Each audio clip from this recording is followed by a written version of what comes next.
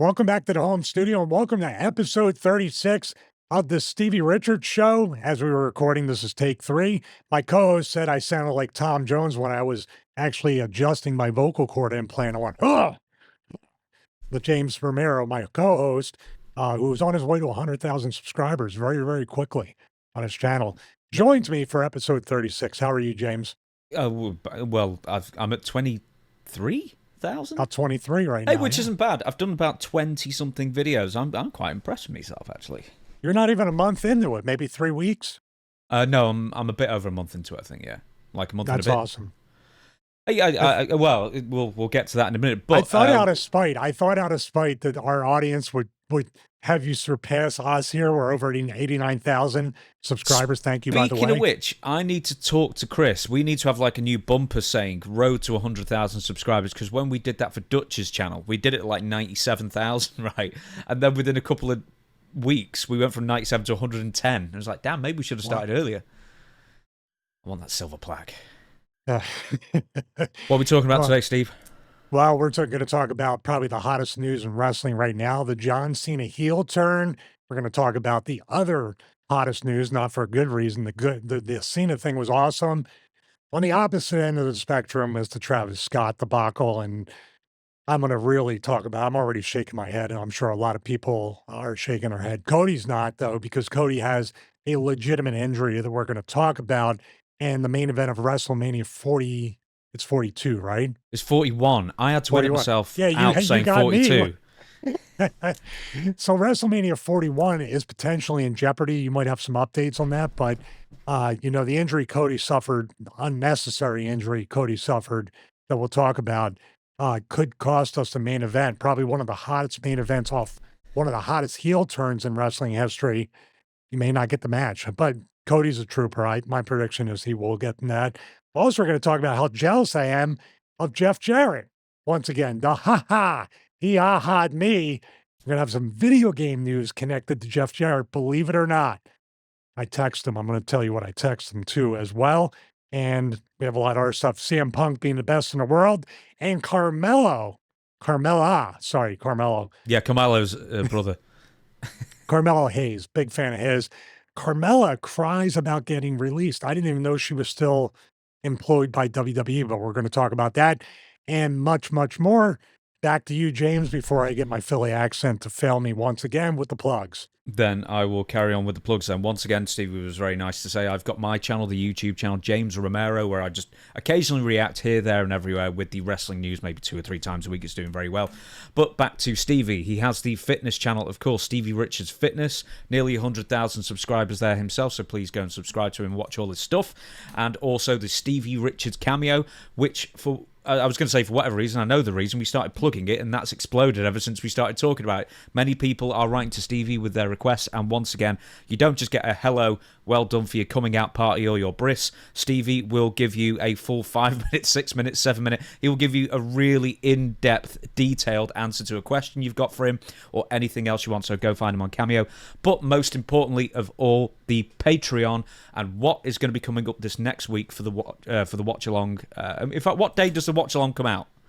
Well, this week it came out last week it came out by mistake on Sunday. Usually it's every Monday, but I was looking at the calendar thing on Patreon to schedule it. So every Monday, new watch along goes live. We had a Patreon supporter who asked a question that we weren't able to answer in episode 35, but as James would say, don't you worry, because we will have a part 2. We had so many great questions and comments off that community post. So we might make it a segment in a future episode, not too distant into the future. So don't drink just yet. But Stu, one of our Patreon supporters, had asked about the double dog collar match, 2 out of 3 falls, ECW World Tag Team title match, the Pitbulls, the Challengers versus myself. Well, not at first, but myself and Raven as champions. One of the greatest nights of my career. And also a little fun fact, I decided to be a wrestler at that show at the Civic Center, September 10th, 1988, Midnight Express versus the Horsemen, Tully and Arn, title change. This was September of 1995, 7 years later, same month that one of the greatest matches I was involved with happened. So pretty cool stuff. So let us get into the news itself. Normally, we don't normally do news episodes, but I thought there's so much happening because I was telling Stevie just before we went on air that I have a notepad on my phone for every show, one with Dutch, one for me, one for Stevie, and some other stuff as well.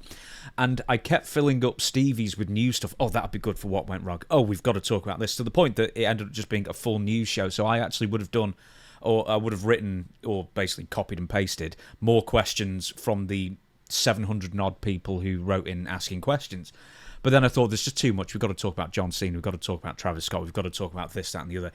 And why don't we get into it right now? Let's talk about John Cena, the heel turn. R-Truth is very disappointed in his childhood hero, I'm sure, Stevie, but... okay, before we get into what it is, are you buying any of these so-called hints that John Cena was dropping that the turn was going to happen? Or do you think that's all retconned to sort of fit the story? Yeah, I think this is definitely 2020 hindsight type stuff. Because I would never think, the number one reason I would never think Cena would turn heel, and it makes it awesome, even more awesome than what we witnessed, was this is his retirement tour. But I do have a theory that's obviously going to bring it back around. He's going to leave riding away on the sunset as the hero, as the white meat baby face, the white hat hero from the Westerns. But there was no hints here, and you can create your hints. We'll talk about the lead up to it. But no, this was truly a shock. The number one reason besides the retirement tour, so 1A, 1B type of thing, is merch. Cena is still one of the top merchandise sellers. This was a ballsy move, for lack of a better term, by WWE, by The Rock, whoever's in charge of creative, and by Cena himself. He has to sell millions of dollars, if not tens of millions of dollars worth of merchandise each and every year. And being a heel, maybe it won't even affect anything, but a lot of kids look up to Cena and they still believe. It's still real to them, damn it. And this could hurt merch sales quite a bit. Do you agree with that? Yeah, I was just looking at the takedown, sorry, SI.com, 2025 Royal Rumble top merchandise sellers, and somehow they've listed John Cena at number 2 and number 4. So that's how you know he's selling a lot of merchandise. He's occupying 2 of the... I think they meant Alexa Bliss. Or something. I don't know. But we're talking about minimum millions of dollars that WWE is foregoing for, because they could have made retirement tour merch. They could still do it for the last bit of this. Because that's what I'm figuring. Because when I apologies for bringing up my video, but my theory is that they have the obviously the heel turn, and then they're going to have the redemption arc, and then they have, a few matches at the end for the big blow. But the fact is that WWE, maybe not in this last quarter, but WWE can't stop posting record numbers. So at this point, why not? It's only, a momentary blip in the trough, I guess, a sinking of merchandise sales. And to be honest, I don't think they're even going to sink that much. No, in theory, you would think, with babyface heel, this might be an antiquated kind of thinking from an older wrestler. My question would be, here's the one-to-one analogy. Is The Rock on that list of top merch sellers right now as a heel? No, I don't think so, no. But you know what I mean? The Rock being a heel, Cena could be a cool heel because everybody's been wanting him to turn heel for so long. Well, the fans cheer him like they cheered Roman Reigns as a heel. And Roman Reigns was a top merch seller as a heel. So I'm kind of walking back what I said. But in theory, it's a really dangerous move to turn a Cena-like character into a heel. And this creates a lot of interest to see what would a heel John Cena look like. Is it the Doctor of Thugonomics? Because I dare say people would enjoy that. Or is it a completely different type of corporate sellout Cena type of character? Well, here's a question for you. Is, one, did you hear anyone booing John Cena? No, I didn't. I heard a kind of a collective gasp when it happened and a rumbling, but I didn't hear outwardly boos or trash being thrown into the ring. If I was WWE, I would have planted some people to throw trash into the ring and recreate that NWO Hogan thing from Bash at the Beach. 2, do you think people weren't booing because it's 2025 and that's how it is? Or do you think people in the stands were actually really happy they got to see a happening for their extortionately expensive tickets? They paid their money and they got to see one of the biggest happenings in WWE in the last 20 years. Yeah, they sure as hell weren't there to see Travis Scott hurt Cody. They were there. I think it was shock, but it was also wow, this is something you're never going to see again. The Hogan thing is the last thing that was really on the level of what we're seeing with Cena, because you have to have years, if not decades, of just straight up babyface. And people can say way back with Cena being so over the top cheerleader, like months back, that this seed was planted, but it wasn't. I believe right up until this happened, they were still kind of going back and forth. Is it going to be somebody else? Do we really want to do this in Cena's retirement year? When will Cena have the redemption arc? There had to be a lot of talks, and I think Cena, obviously, in the end, had to sign off on this because this is his career we're talking about. But here's a question back at you. Yes. Million different questions. Would Vince McMahon, if he were in charge, pull the trigger like this on a heel Cena? Okay, right, here's the difference, though. If Vince McMahon was still in charge, then would The Rock be on the board? And if The Rock isn't on the board, would any of this happen? Because there was a news report, I can't remember who originated it, and you know these dirt sheets, I mean, they've got less credibility than ever these days because everyone just seems to be guessing. But someone somewhere said, maybe it was a Meltzer thing, I don't know, that Cody Rhodes was initially the person who they actually wanted to turn to the dark side. And I believe Cody, or so the report said, in real life, Cody said absolutely not. And therefore, John Cena was plan B, basically. And then there was also a theory that maybe CM Punk was going to be a plan B, which I thought CM Punk would have been fantastic. Yeah, that would have been a good choice, I think. Yeah. Yeah. I think that would have been the one thing that would have made the most sense as far as motivation goes, because CM Punk has never had that WrestleMania main event. Even on Raw, he referenced it very strongly. I've always wanted to be in the main event at WrestleMania. Whether he feels that personally anymore, that doesn't matter because we're talking about the character. And he would have basically the most to gain aligning with The Rock, because that is the one door that The Rock could open for him. And I thought Punk would have been a great person to put in that position, especially the way he lost, in fact.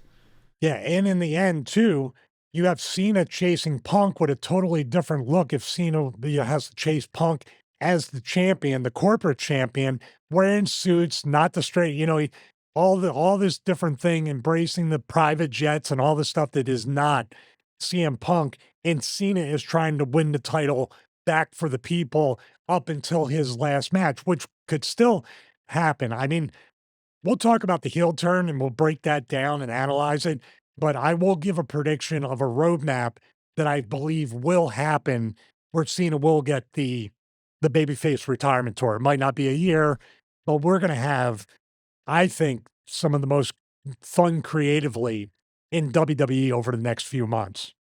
We're not talking about Travis Scott now. That's going to be for the next segment, because that's all a segment on its own. We're going to also be talking about, of course, the segment itself and how it was laid out and all that kind of thing. But ultimately, I think you've already said it, and I think I'm of the same opinion, that I don't think this is a grand master plan over the weeks and months and even a year in the making. I've got the feeling that this was very, very last minute and rushed, because The Rock only returned as a weekly character, or pretty much a weekly character, maybe 2 weeks ago. And WWE these days, as you well know, Stevie, I'm sure everyone else knows out there, storylines are very, very slow and, dragged out to, get everything out of every storyline, or at least the major storylines are in WWE these days. But we went from The Rock randomly turning babyface and heel 3 times in a promo. Like, he's nice to the crowd, then he hates them, and he's nice to them and brings out Cody, and then he wants his soul. And then 2 weeks later, it's been paid off already. So I don't know if you feel the same way, but to me, that screams, this is all very last minute. And it doesn't matter whether if it is or not, it's been pulled off great. And that now there are so many tentacles that, like you were saying on the Patreon, for, you and Raven and the Pitbulls and Francine and Shane Douglas and all the Dudleys. You have this germ of a story. Alfonso, Tide Gordon, all the everything. 911. Yeah, that just sprouts so many ideas, and then they can all intersect back on each other. I have a few points to make about this because this was definitely rushed. And my theory, my guess, my estimated guess, I don't claim to know everything like some dirt sheet people. They are now changing the formula where it used to be whoever won the Rumble, and in January up until WrestleMania, it's static. This is what we're going with. This person won the Rumble. We got to push this, build these matches up. They had very little build up to Elimination Chamber. I feel like they needed to really give the WrestleMania promotion a shot in the arm, and this did it. So now I think Elimination Chamber, they're gonna keep people guessing after the Rumble, and the Chamber is gonna be the pay-per-view. Of course, if people don't get hurt in the Elimination Chamber, the Chamber is going to be the one that really catapults the promotion for WrestleMania. Did you feel that way? This pay-per-view really set everything in motion for the WrestleMania matches. I thought it turned everything upside down because I really wasn't excited about this WrestleMania whatsoever. I thought it was the most boring lead because Jey Uso and Gunther does nothing for me. Charlotte and Tiffany does absolutely nothing for me whatsoever. And then I just thought, all right, we'll. And then there's going to be a babyface Cody and John Cena, a double babyface. There's nothing to chomp on. There's nothing to, get even remotely excited about, quite frankly, from that. And then all of a sudden it's just turned on its head. And now, leave the Charlotte and Tiffany and Jey Uso Gunther thing because they're their own universes. But now WrestleMania seems like the most exciting pay-per-view once again. So far out still, because this happened March 1st, and there's still, 6-7 weeks to WrestleMania? So there's tons of TV to, ratchet up the excitement even more. Well, here's my question on that, though. Elimination Chamber seems to be, if they were going to go with this formula, Elimination Chamber seems to be the important pay-per-view to solidify WrestleMania. Mm-hmm. What happens to Royal Rumble now? Do you see what I mean? Are people going to go Royal Rumble? It's half and half then, isn't it? Because it's 50% Royal Rumble, now it's 50% Elimination Chamber, so now they're as equally as important as each other. They've done something I didn't think they would do, because that pay-per-view between the Rumble and WrestleMania was always a throwaway pay-per-view. Now, what it looks like is we're going to hit you with everything for that last push. Now the 6 weeks are, if they don't do record ratings in the next 6 weeks with what they have here, the business isn't a down cycle, because you can't get much different than what they've been doing than the Cena stuff. My only other point would be, why in the world can't you do this the other 10 months out of the year with the rest of the talent to a certain degree? Not that you can't replicate Cena's resume and the history and the meaningful heel turn, but you can take better care of each and every talent for the other 10 months out of the year. And then Rumble to Elimination Chamber to WrestleMania. My man, you'll be above 100 on that. There has to be ups and downs, though. Really. You just can't keep it 100 the entire time. As much as you want to, I'm sure. It's you just could impossible. rotate the focus of the roster and have certain roster members. You have enough people and enough talent, and you're always going to be getting more talent from NXT, AEW, now TNA. Dude, you got a lot. You can make each, say, quarter mean something and feature and test the talent to see. Drew McIntyre deserves his own run somewhere in the calendar year, right? Damian Priest. These are people just tossed to the side. Punk. Why can't we have the Summer of Punk leading up to SummerSlam?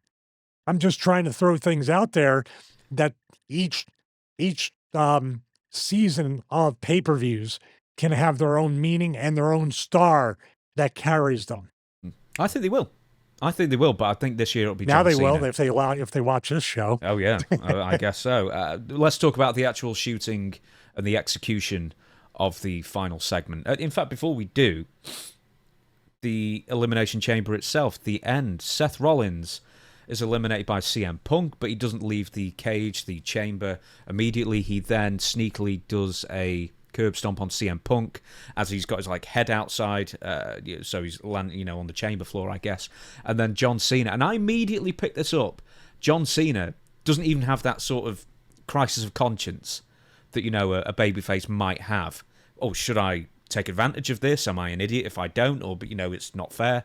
No, he immediately sees CM Punk knocked out. He sees what happens, drags him in the middle, STFU, until CM Punk passes it out. Did you get an inkling that something was up right there and then, or did you put that to maybe an oversight in booking, maybe?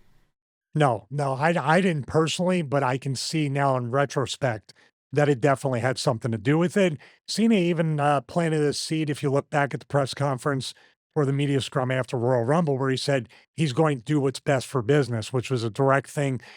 That almost made me think, is there going to be a heel Hunter and Stephanie Authority gimmick? And he's going to be part of that, because that's exactly what they said ad nauseum at every opening segment of TV. But no, I didn't have an inkling that, because once again, I'm thinking like a worker. Your merch sales technically, and it could be, like I said, old thinking, because you make a great point. Maybe it doesn't matter right now. They're making money hand over fist, and people will buy merch for whoever's hot and cool and stands out now, not a babyface heel thing. So with that being said, yeah, I didn't have a clue with that. But man, that finish, Rollins doing the job, Rollins getting his heat back on Punk. They continue their brawl on Raw, and Cena went over. Punk and Rollins got further over with what they did. It was a perfect finish, man. WWE, you know, for lack of a better cliche catchphrase, man, they have been firing on all cylinders. There's Russo told me he was looking at stories for, you know, we do the Patreon show with him and Ben. He said he had to go 3 pages deep on certain wrestling news websites to find anything AEW related. Like, nobody's talking about AEW. I was going to say, you weren't on the Wrestling Observer then. They have nothing but AEW news. Even during the pay-per-view. Right, this is on a Wrestling Observer. Anyway, well, Dave for about 50% of what they charge, you can get our Patreon. How's that? Yeah, for God's sake, you get more entertainment from it. But yeah, they're the only website that continually puts way more AEW news out there than WWE. So comparing SmackDown news to Collision news, they will generally post more articles about AEW in the same time span. If you were going to be fair, this is WrestleMania season, and AEW has their Wembley shows and other things that are featured that are their WrestleMania for the year, and it's fair to cover everything. That's just, to me, my antennas go up, and the word I think of as subsidized, if you know what I mean. Mm-hmm. So for the actual execution of the final segment itself then, so do you want me to set the scene? We're going to put a bit of B-roll in, I think, Chris, or he is anyway. Where do you want to take it from? If you leave out, because Travis Scott is a whole nother thing, but it did affect the segment. It affected the segment. Outside of him, man, you couldn't have a more perfect segment. You had Cody out there, Cena out there, Rock out there. Finally asked the question, are you going to sell your soul? And used sparingly, the go F yourself was exactly what a real person would say if you're asking them to, how should I say, compromise their morals, their ethics, their connection with the fans, become a corporate shill, a corporate champion. I think it's awesome too, because Cody looks like a corporate shill and a corporate champion with the pocket watch, the suits. So it's a good, and it's just such a anti-stereotype of what should be whatever. It's everything is flipped in a 180 sense, like you said about the WrestleMania push. The Cena over the top, campy cheerleader type stuff in the background, watching like a fan. He's been doing that for years. So we've been lulled into this false sense of babyface security, and just unbelievable. Cena obviously has acting chops. Rock has acting chops. So to be able to have basically the Cody go F yourself Rock, the shaking hands with Cena, who's cheering like a cheerleader, the hug, and just the expression leaves Cena's face. Rock does that. We can get into the 2, the 3, all that stuff, because that's very deep and interesting right there. But does the throat cut. Cena comes back for a quick second, and is like, "Yay, Cody!" Dude. That's why we get into the business. That right there. Cena built up so much goodwill with the fans, so much faith. This is why when you turn a character babyface like Kevin Owens, babyface and heel multiple times within one calendar year, that's why. And Kevin makes it work. But imagine if Kevin was a heel the entire time and turned babyface, or a babyface the entire time and then finally turned into the heel he is today. Kevin's work makes up for, how should I say, the Dr. Jekyll, Mr. Hyde complex that WWE has. This is what a heel turn should be, and this is why you should keep somebody a babyface or a heel for the longest amount of time, because then the turn's going to mean something. This is one of the best segments I've ever seen as far as a heel turn. Let's compare it to some other great segments. It's like unbelievable, like heel to. I was thinking of the Big Show, by the way, when you say flip flopping back and forth, because he's done it 40 times in his career. Paul Orndorff was the original one. It took a lot of steam out of his character, constantly turning back and forth. Yeah. Well, the thing is, he wasn't. For now, he wouldn't be constantly, but back then he was. I mean, he fired Bobby Heenan twice, didn't he? But Larry Zbyszko, Hulk Hogan in '96, of course. Steve Austin in 2001. I'm struggling to think of any other really major heel turns of that sort of magnitude, I guess, if you can think of any others. Well, I'd say when The Rock became the corporate champion would be right up there. Yeah, but he was only a good guy for 2 months, 3 months. Well, the thing was that Rocky's never different either way. That's the key, being a babyface or a heel. You need a truth, and you need to still be what you are with a little bit of an adjustment or a tweak on it. I can't think of anything. Back in the day when I was a kid, I talked about watching NWA and Paul Jones' Army versus Jimmy Valiant. When Pistol Pez Watley became Shasta Watley, that was a pretty big deal. What was the other one? UWF had one with, I can't remember if it was something having to do with Eddie Gilbert and then Terry Taylor turning heel, because Terry Taylor was a white meat babyface back then. The biggest babyface turn I could think of, after Magnum TA got into the car wreck, Nikita Koloff being the surprise partner for Dusty Rhodes in the cage. That was, because everybody, including myself, they did it to where Dusty was coming to the ring and Nikita was like 5 steps behind him. And as a fan, I'm like, Nikita's going to jump you before you get in the cage. And then he got in the ring. There was that pause. People were rumbling. And then he went after the heels. And he was stiffing those heels every bit as much as he stiffed the babyface. That was probably the best babyface surprise turn that I ever saw with Nikita. Another one for heel was Ole Anderson suckering Dusty Rhodes in for 18 months before everyone turned on him in the cage in the Omni, I think it was. Like oh, yeah, 80s. And he suckered in Sting, remember? And all the horsemen turned on Sting that one time. But that was more like they were trying to peer pressure him into being kind of heelish. He said no, and then they jumped on him. If you want another Barry one. Windham's turn, when he turned heel, that was a big deal. Yeah. Sorry, we can go on. There's a lot of good stuff out there. I was going to say Randy Savage, WrestleMania 7, when he loses the retirement match, but he reunites with Liz. That was a great babyface. But you know what that is? He always loved Elizabeth on TV, on screen, as characters. And by the way, they were divorced by that time when they did that whole thing, too. No, they divorced the year. No, they were divorced. They split the year after in '92.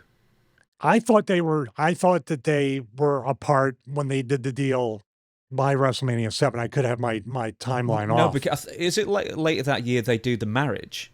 Yeah, and they weren't together during the marriage made in heaven, and then they had the wedding reception where Jake brought the snake in, and they had the 2-camera shoot with that. Taker was there, I think, too. Yeah. So, man, hey, wrestling's awesome, man. You go back and you can watch stuff from different things, and this is definitely, we're bringing it all up because this Cena heel turn is something that people are going to be talking about 10 or 20 years from now. So, should we talk? Is there anything else about Cena specifically, or should we talk about Travis Scott now? Yeah, I think we talk about Travis Scott, and unfortunately, we should have led with the bad news and then went to the good news. But good news and bad news. So, Travis Scott is apparently an American rapper. I keep saying apparently, I know he is now, but I honestly, he's not a big deal here. I asked a load of people who are roughly my age, who's Travis Scott? And every single person like, no. So he doesn't have that international appeal, and they didn't explain who he was. And then they didn't explain what he was wafting around, which I know you'll get into in a second as well. But the big deal is that he punched Cody Rhodes in the ear and caused him a perforated eardrum, which is the big deal. And so all you can say now is you can't see John Cena, and Cody's not going to be able to hear him either now. So he's really all he's got is he's got nothing, touch, taste. So he got 3 senses left. Yeah, Travis Scott, if he comes out for any more segments, he'll take care of those senses too, apparently. But this was the most mystifying. To me, I always use the analogy on an indie show. This is the radio DJ that gets in the ring, swinging his arms around, doing whatever. This is celebrity appearances on Raw or anything on wrestling and WWE or any company gone wrong. This makes the Jeremy Piven Summerfest botch look like it makes Jeremy Piven look like Logan Paul. And that's what they've lulled themselves or fooled themselves into a really dangerous false sense of security. And this is where it came back to bite them in the butt. Because you got really lucky with Bad Bunny. He did an amazing job with Damian Priest and against Damian Priest. Logan Paul has been nothing but putting the roster to shame, in my opinion, because he looks like he's better than 95, 96% of the entire WWE roster. He does the better buckshot lariat. Yeah. Have you noticed that? He does it better than Adam Page. Mm-hmm. Yeah. I mean, Logan Paul's a natural when it comes to wrestling. They were probably thinking every celebrity we run into, every athlete is going to do a service, not a disservice to the business. And I think they let their guard down, and Travis Scott came out with The Rock, which once again, you're splitting focus from the guy who's coming out, who is larger than life, and this little guy's just running around like it's like a Mutt and Jeff scenario, like running around, waving his arms. Just he's in his own world. Maybe he was under some kind of influence because he wasn't tuned in to what was going on. He had no self-awareness that I'm not the most important thing in this. I'm just watching. The fact that he was in the corner just watching me is like, what's this dude doing here? It's not like The Simpsons, where it's like, that guy there is going to do something cool. Remember the scene with the ninjas? It was like, that guy's in the corner and has no place anywhere near what's about to happen.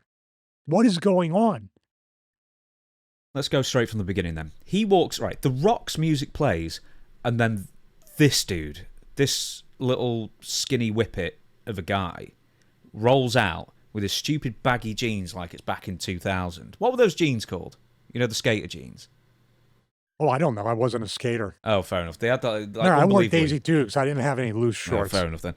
And then he's drinking like an energy drink or something, like really vigorously, as the audience just goes, ugh, and just watches him for ages because like the music then changes to something else. And he's got this like fake modern iteration of the hardcore title on him. So now we've got The Rock with the People's Champion belt. Now we've got this dude with a fake WWE, I mean, fake, but you know what I mean, hardcore title, which was never explained. It was never really explained who Travis Scott is to the layperson, me. And then they walk to the ring together, and then, as you were saying, he's then stood in the corner doing something, and then intermittently patting his belly as well.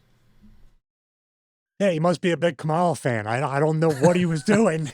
I don't know. This is the whole thing. I'm watching it. I'm like, this is literally, it was almost like you green screened and keyed in Travis Scott into this awesome segment, and he was just there. It's like fan access. Have you seen that on fan access before WrestleMania?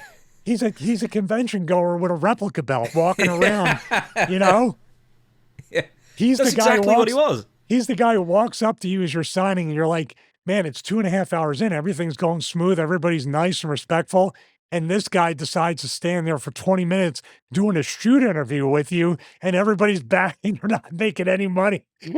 That's Travis Scott. Then at some point, someone gives him Yeah, the he's not Iggy. finished yet. He's just getting started. Oh, Travis yeah, Scott yeah. isn't even. Yeah, he's like, I'm going to ruin this main event if it kills me.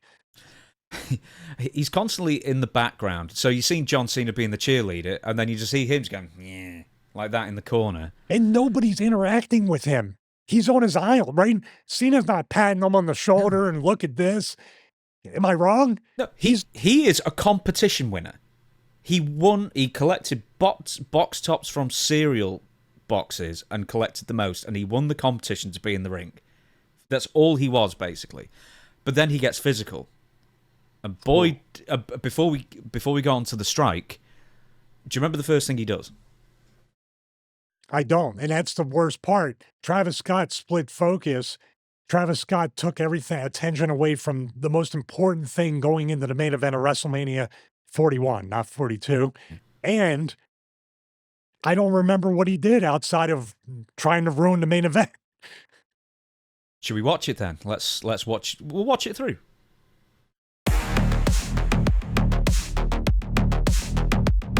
I do remember this, by the way. I do remember that he literally was trying to pick him up by the arm, and it's like Cena puts him down gently. Now we've disconnected Cena's viciousness a little bit. Did you pick up on that? Yes, absolutely, I did. It's but only in the second instance though, because I was looking for it. Because everything else was so great around it that I didn't notice until you really analyze. Here he goes. Like he's trying to pull him away from Cena and Rock. What is going on here? Is that the thumbnail? Like, what are they doing to Cody? If you just walked into the room and Cena has lifted him up by legs from behind and Travis Scott, it doesn't look good. Whatever. Cody, get out of there. And Rock's in the middle watching. Is he the one that likes to watch? It does look like a spit roast, doesn't it? I'll give you that. Do you know what my theory is? Is that Travis Scott was meant to hold on to both of Cody's arms because John Cena's got both of his legs, and then Rock was going to do the whipping. Oh. So basically, he was just meant to hold his arms. Because look how John Cena's holding his legs. By the ankles. Yeah. Yeah, basically going to give him the rack, right? Well, Cena looks like he has some bad intentions with that face. This should be the thumbnail. All right, you're right. So what's he standing on? Now he's supposed to pick him up, maybe stretch him out or whatever. And if you were smart, you put your feet into his trap so he can be spread out for the whip. But now he stepped on his arm as he's trying to pick him up by his head. So what do you want, Travis Scott? Do you want to pin him down or you want to pick him up? This guy's clueless, man. This is really, what's he doing? Okay. John Cena just turned heel. Why is John Cena not doing what Travis Scott is doing? Why is Rock letting this happen? Why is Travis Scott there? That's the real question. Why is Travis Scott there doing any of this? It's true. And look, because John Cena actually has to gently put him down. That wasn't gently, but he was like, okay, we got to put him back down. Yeah, is he going to put him in the STFU, your favorite name for a finish? What do we have here? I was like, at this point, Cody's got to be thinking he's completely helpless. Is Travis Scott going to try to drop I thought he was going to drop those phony ass elbows or something on him. You know what I mean? Like that do nothing. It's so bad. But yeah, there's fans. This guy's really excited. These people are watching. Not everybody's really too upset. That guy's pretty happy right there. This guy's pretty happy. Don't see anybody too upset by it. Oh, was that the shot? That was the shot. But the thing is that no one reacts to it because, one, it looks so bad, and then the camera's not in the right place anyway. So that sort of tells me that this was... Do you think that shot there was ad-libbed, or maybe Cody told him to do it? Because I've given you the alternative fan cam angle as well. No, I don't think Cody told him punch me or hit me because this guy's not a worker. Cody's already down. This is where people think it's so easy. And I think Travis Scott got into this thinking, this is so easy, this is so cool. They underestimate the amount of thought and effort that goes into not hurting somebody and what makes sense. If he had any direction, production, or even basic psychology or even common courtesy, he would say, this is not about me. I'm just lucky enough to be in the ring with this. But we didn't get that. This was Travis Scott. I'm not going to say the curse word, but he's trying to get his stuff in. He didn't care about anything but telling people, oh, look, I beat up Cody Rhodes. Nobody cares about you, Travis Scott. Trust me. Nobody in England who listens to music cares about you. Maybe some people in the United States, but no wrestling fan gives a damn what Travis Scott has to do with the wrestling business. And you did something very arrogant, selfish, and dare I say, you took advantage of Cody. And what should have happened, and what I wish would have happened, we're off the air, guys, and Cody got up and started beating the shit out of Travis Scott and kicking him in the ear, punching him in the face, and teaching him a lesson that he would never forget. And hopefully somebody backstage read this guy the riot act. Because I know Vince McMahon would have. Well, he wouldn't even been out there in the first place if it was Vince. You can say every one thing you want about Vince McMahon. He would realize this dude should not be near my main eventers as we're trying to push this main event moving forward from this heel turn. Can you get the alternative angle up? Yeah, sure. And it's not a punch, it's a slap. So if you can even slow motion this and zoom in. I mean, play it through first once. Now, I want to let everybody know, too, a perforated, a burst eardrum, a popped eardrum, whatever it might be, I've had one of these from being slapped by Gail Kim. She accidentally caught me in the ear. It's no joke.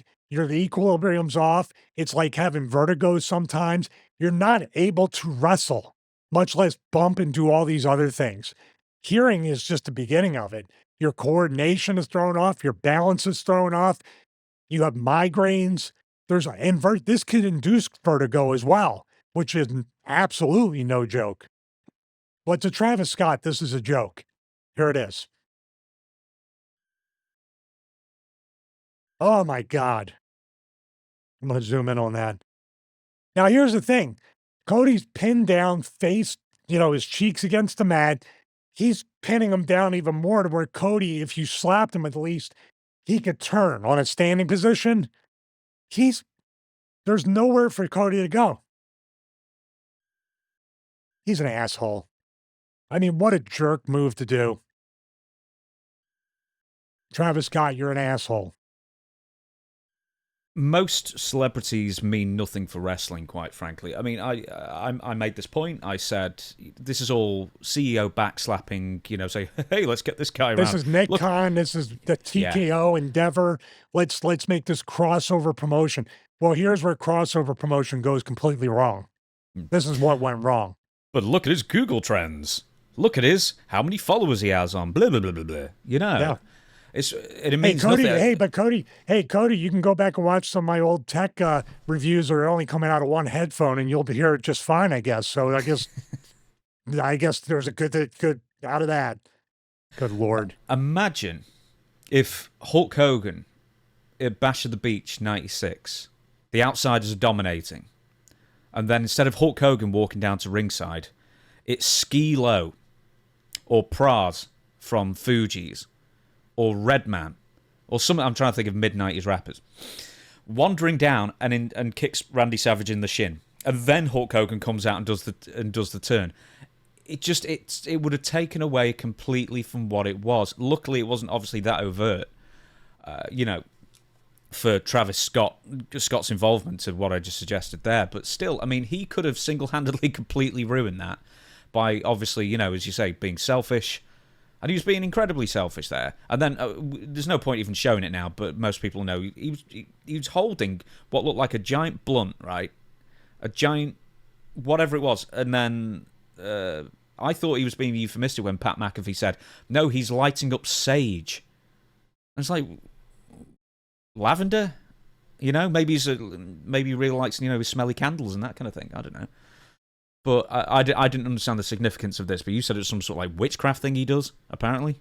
Yeah, I mean, there's theories to go around. That's not even the important part. If he is smoking something or he has stage, he did the smoking thing with Jey Uso. They made a joke about it. Remember? Yeah. Coming down the steps, he was smoking, and they made a joke about secondhand smoke and this and that. I was like, I know you don't want to be PG-13 anymore, or PG in general. You want a more adult audience, you want a more sophistication. But like you said, this is not, there's still families coming. You still want 4 people coming and paying those exorbitant prices. You want it to be a family event to some extent, but you don't. This is maybe a bridge too far. You have Mr. T, you have Shaq, you have all the, I was thinking of Hogan when he won the title at, was it Beach Blast or Bash's Beach where he beat Flair? In 94, Mr. yeah. Mr. T was there, Shaq was there. Celebrities, dude, Logan Paul seems to be one of the biggest douchebags in real life that you can ever meet. But he's more professional than this guy. How's that possible?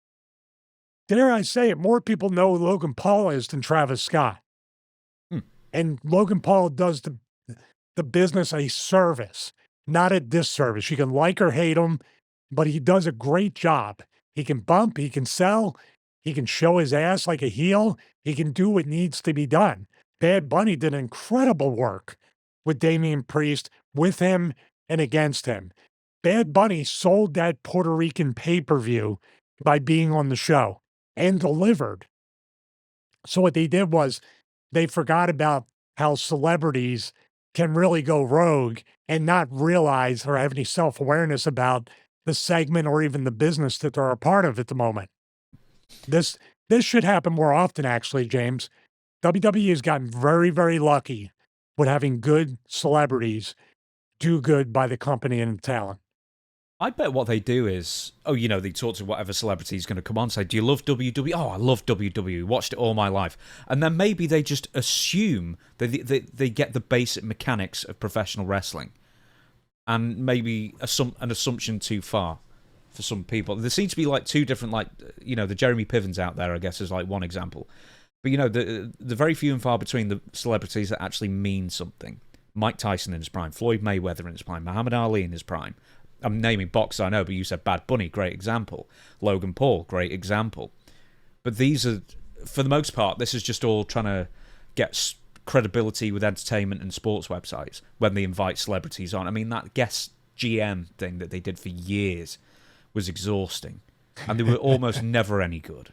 And no one ever tuned in to see Pee Wee Herman or Reverend Al Sharpton host, GM, guest GM Raw. Remember Steve O wouldn't sell for Umaga? Umaga killed him. That's on the list. That is on the list of us to watch already. Future episode, take a drink. Yeah, that was Steve O was like, yeah, I didn't know what to do. And he could have killed him. Umaga could have really hurt him. Think about this too. There's a lot of different, Mike Tyson. Mike Tyson punched Shawn Michaels at the end of WrestleMania in Boston and couldn't hurt him. How does Travis Scott hurt Cody Rhodes if Mike Tyson, who doesn't know how to pull a punch, still can throw a work punch? And at that point, Tyson was absolutely a rogue element that did whatever he wanted and still did good business. How's this possible? Just as a bit of fun, when Vince brought out Mike Tyson for like one of the Raws, it was like, oh, so people don't know you're a lifelong WWF fan. I certainly am, or however he sounds. And he said, who are your favourites? And the first person he said was Bruno Sammartino, who was definitely like on the outs at the time. Oh, yeah, He said Bruno Sammartino and Nikolai Volkov. It's like, no, Nikolai Volkov was never anybody's favourite ever, apart from Mike Tyson's. Well, he had a good run back during the Bruno days when he was really that kind of heel. Nikolai Volkov was around a lot longer than people realize. He was, but I mean, he wouldn't be the guy I would think of immediately when I'm thinking. Do you think he was talking about Ivan Koloff, and he got no, mixed that would have been up? That would have been too early. No, he had a run in. No, 77. Bruno and Ivan. Ivan beat Bruno. Yeah, but that was in the 60s or 1970. Well, he mentioned Bruno, so I mean, I don't know. No, Bruno. Bruno was a regular until 81. Mm-hmm. And then, yeah, because he brought in David Sammartino, and he was trying to get him. That was in the mid 80s, yeah. And on that whole story. Anyway, you suck, Travis Scott. That's the point, right? There's the title for the video. You suck, Travis Scott. You suck the whole ass. buddy. 100% of it. Now, let's I don't know. move. Cena was in more of a position for that than Travis Scott from the thumbnail that we might have. He was, but he just gently pushed him back down. No, when he had him by the legs. Oh, I know. But he had him by the legs, and then he pushed his head down. I was like, oh, you're going to be all right. Just bite the pillow. You'll get through it. So it turns out that Cody Rhodes was not safe from the attacks of Travis Scott, but if you want to be safe on the internet, then you need NordVPN. And Stevie was telling me about some of the benefits of NordVPN that even I didn't realize. Thank you, James. Well, definitely the paramount features revolve around internet security when it comes to NordVPN. I think the one people don't understand or really realize that when you're outside and you're picking up public Wi-Fi, that you are not secure. NordVPN solves that issue and really solves that concern by offering that internet security when you're on public Wi-Fi. Now, the fun feature that people don't talk about, I've resubscribed to Game Pass Ultimate for my Xbox Series X, and I was able to get a much better subscription rate using NordVPN on a different e-store than I normally would, and I saved a ton of money. Essentially, NordVPN is already paying for itself, but internet security is definitely the most important feature. And James, not only you and myself, but our families are covered all under one plan. Avoiding price discrimination with flights, with games, accessing streaming networks that are either geo-blocked or have different content for different regions, so if you want to access them as well. And you can even get a dedicated IP to avoid block lists and preserve your IP's integrity. And going through the Stevie Richards show link, the special one provided to us by NordVPN, you can save even more money. To grab our huge discount off your NordVPN plan, go to nordvpn.com/BWO because you're taking over. Our link will also give you 4 extra months on a 2-year plan, and there's no risk at all with NordVPN. You get a 30-day money-back guarantee. The link is in the show episode description box and the pinned comment as well. Support the Stevie Richards Show. Stay safe on the internet by going to nordvpn.com/BWO. Now, let's get on to some happier news. And this is actually a question I've posed to you, Stevie. CM Punk on WWE Raw on Netflix on Monday cut a scathing promo on The Rock and called him a bald fraud and that The Rock only pretends to care about the business. He should have mentioned Black Adam while he was at it, I guess, if he was really going to throw him under the bus and Red Notice and all those other terrible movies. What's Jungle Cruise? Awful. I just wanted to let you know. That being said, CM Punk also discusses John Cena, stealing the win in the Elimination Chamber and that he was selling the kids bullshit for 20 years. It's a great interview, and then obviously Seth Rollins comes out afterwards, and then they brawl, and it's a great segment all in. Is CM Punk the best promo in wrestling today? And is he the best all-round character and performer today, for your money? Here's how I put it. As far as wrestling promos, Punk does not categorize himself, I think, and I don't categorize him as a professional wrestling promo.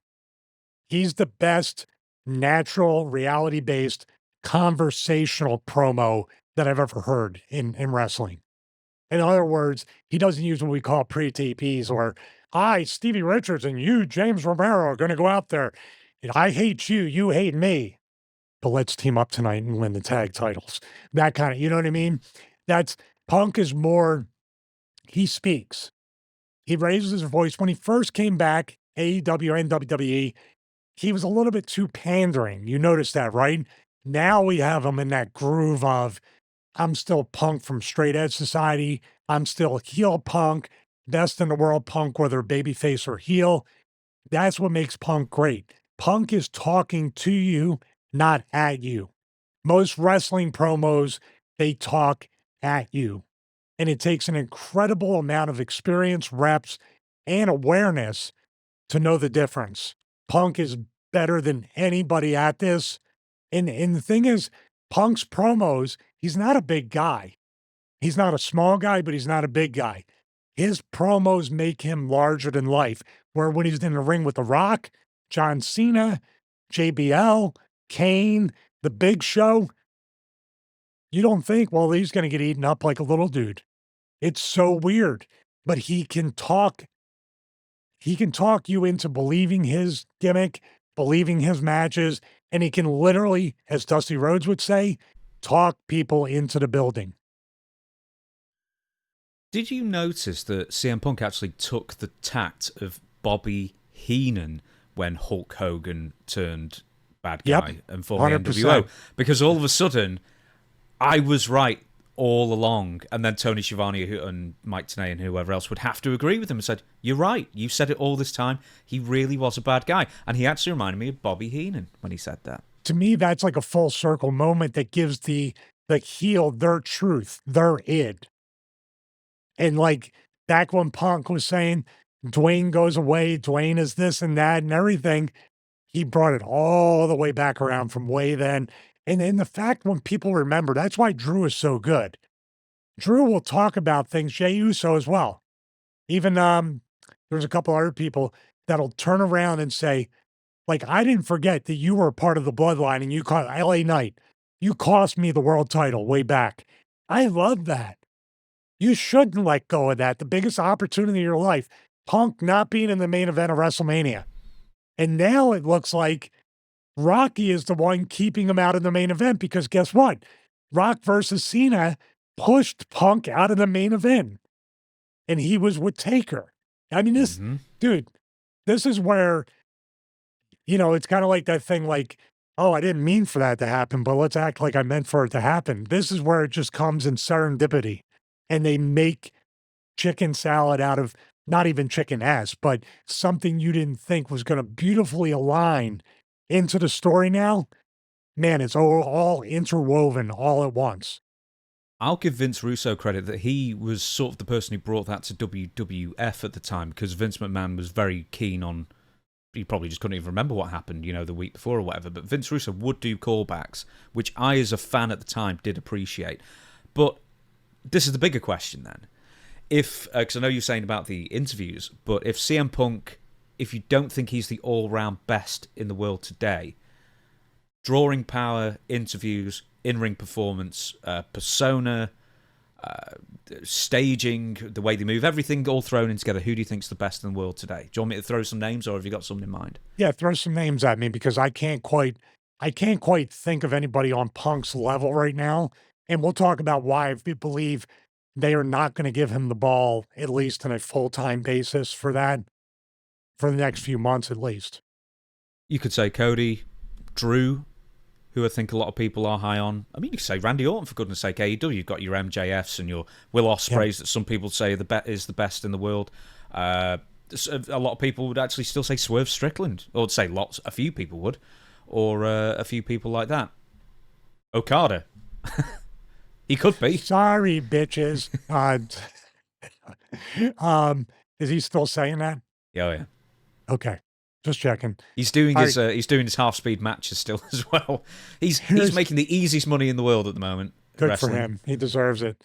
So, and people are still mad about the TNA Explosion match. We have to do a watch-along on Patreon of that.